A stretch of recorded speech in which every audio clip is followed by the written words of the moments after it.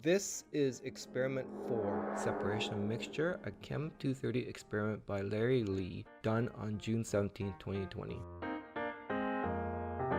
The mixture of an acid, the base, and a neutral compound is kept in a vial, and the contents need to be transferred to a separatory funnel. Using a small portion of diethyl ether, about 5 ml, and 5 ml of 1 molar sodium hydroxide, the contents in the vial are first dissolved, then transferred to the separatory funnel. Rinse the vial with the rest of the ether and 1 molar sodium hydroxide solution, then transfer this to the separatory funnel.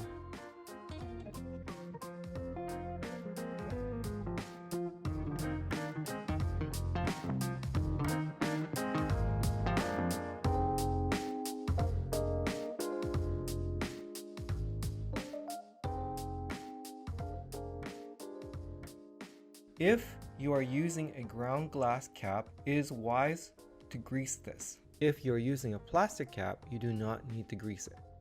Apply a gentle amount of grease to the top half of the ground glass cap. On connecting the cap, make sure the grease is properly sealing the separatory funnel by rotating it 2 or 3 times. We are now ready to mix and shake.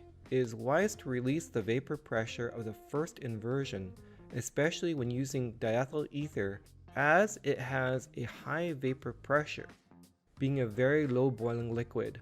Now you could shake a few times as demonstrated here. Don't forget to release the pressure. Do this shake and pressure release until you don't hear any more whoosh sound. After allowing the organic and aqueous layers to settle, remove the cap. Drain the bottom aqueous layer into a labeled sodium benzoate beaker.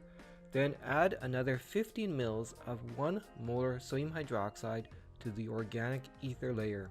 This aqueous layer again settles to the bottom as it is more dense. Cap, invert, shake, pressure release several times, then let settle. Remove the cap and then drain the lower aqueous layer into the same labeled beaker for sodium benzoate.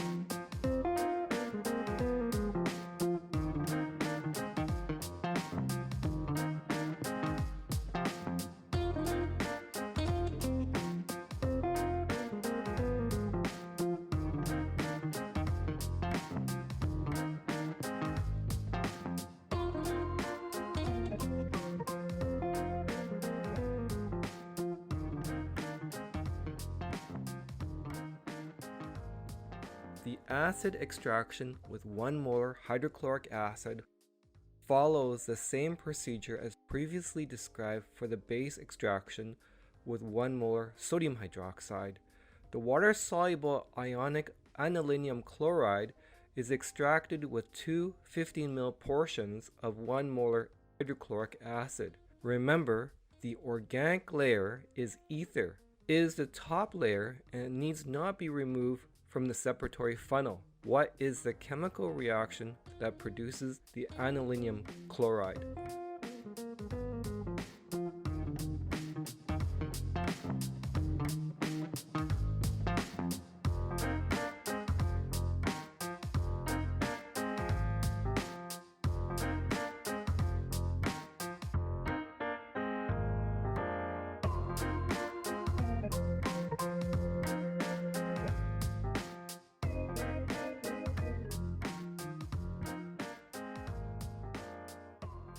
For the acid extraction of the aniline chloride, combine both the aqueous solutions of first and second extractions in the same labeled beaker for aniline chloride.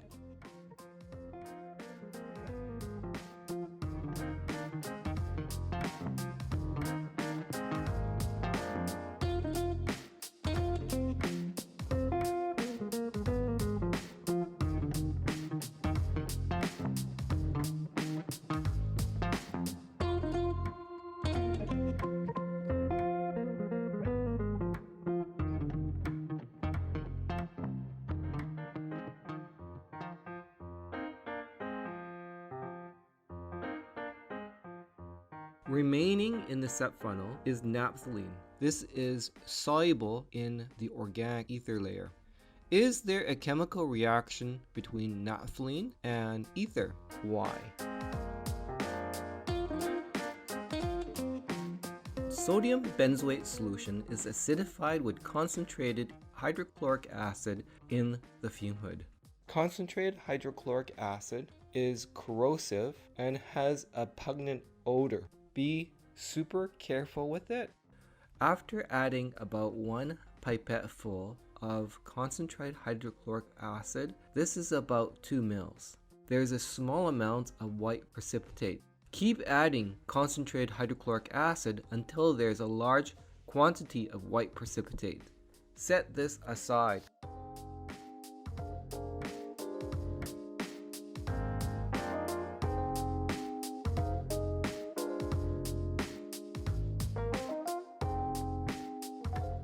When aniline is extracted with hydrochloric acid, it produces anilinium chloride. This is a protonated amine, and the solution is now acidic. The next step is to neutralize the solution with sodium carbonate. The reaction is a very rapid reaction, producing significant amounts of gas. What is the gas, and what is this reaction? If sodium sulfate was added, what would happen? After adding the sodium carbonate, the solution of anilinium chloride is taken to the fume hood to react it with acetic anhydride. 2 mils of acetic anhydride was added. The mixture was then transferred to a hot plate and gently heated. On heating, the mixture frothed. A stir bar was added along with extra deionized water. The mixture was heated to dissolve the acetylanilide. The stir bar was then removed and the solution was allowed to cool at room temperature so that the acetylanilide can crystallize.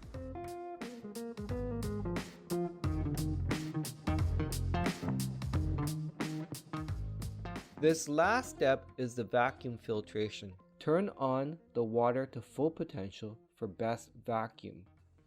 The black, heavy, thick hose should be used in vacuum filtration. Clamp the Buchner flask. If it is not supported, it will fall. Add filter paper with the appropriate size to the funnel and wet this with the recrystallizing solvent.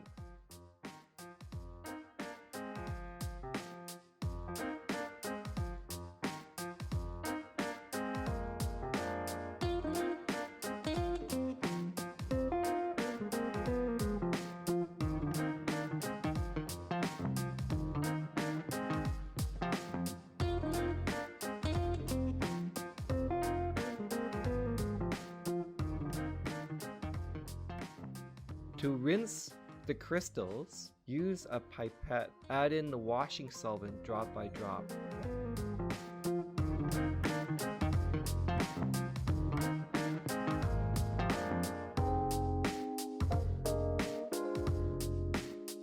For vacuum filtration, one best practice is to apply pressure to the funnel to obtain a good vacuum seal between the funnel and the flask.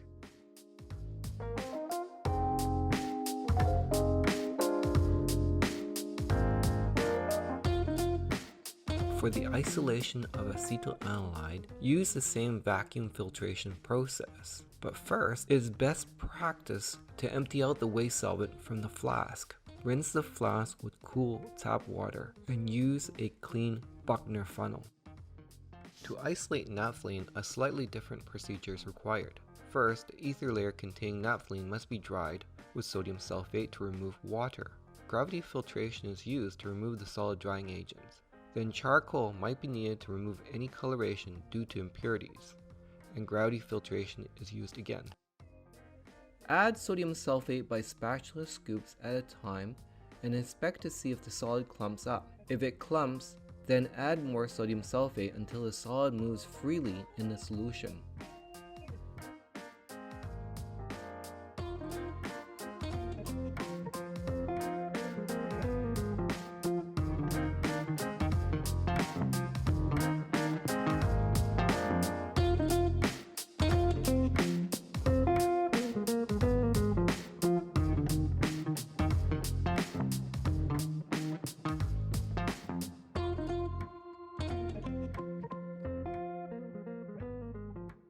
The next step is to prepare for gravity filtration.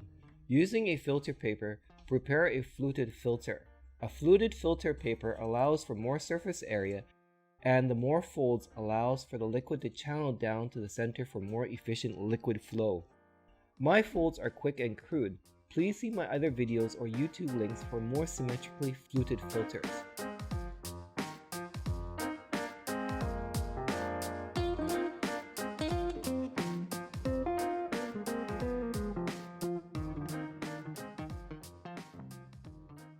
You might think that the solid left in the beaker is your compound to keep, but this is a drying agent that you can discard, and your product is in the ether soluble filtrate. After gravity filtration, the filtrate looks clear, light colored, pale yellow. This indicates that charcoal is not necessary. Next step is to gently evaporate the ether on a hot plate or steam bath until a solid residue is obtained. The solid residue should appear yellow or orange. Naphthalene is recrystallized in a minimum amount of hot methanol.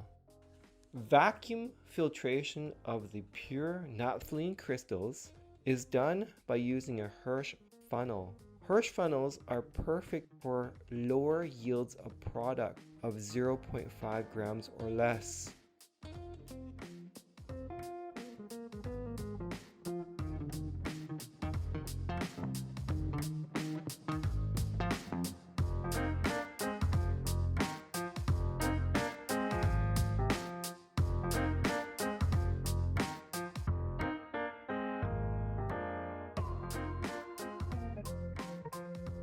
This is a table that summarizes the physical data and compares the melting points between the experimental and the published values.